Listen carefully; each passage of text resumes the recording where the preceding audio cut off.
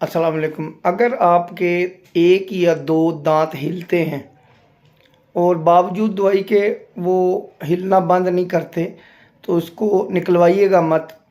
ऐसा करें, लौंग ले लें, लौंग के सिरे जो होते हैं जिसको कैप बोलते हैं, कैप उतार लें और उनको बिल्कुल पाउडर कर लें और पाउडर करके उसको दांत के आगे और पीछे रात को सोते वक्त थोड़ा थोड़ा जमा दें।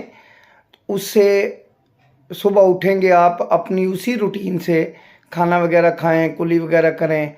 रोज़ाना रात को दांत के अगली और पिछली साइड पे आप लौंग के जो कैप हैं उनको पाउडर करके आपने पाउडर जो बनाया हुआ वो लगा लें। उससे एक तो दांत में दर्द जो होगी वो भी ठीक हो जाएगी, दूसरा आपके जो दांत हिलते हैं वो इंशाल्लाह 3-4 दफ़ा लगाने से हिलना बंद कर जाएंगे और वो उसी जगह जमा हो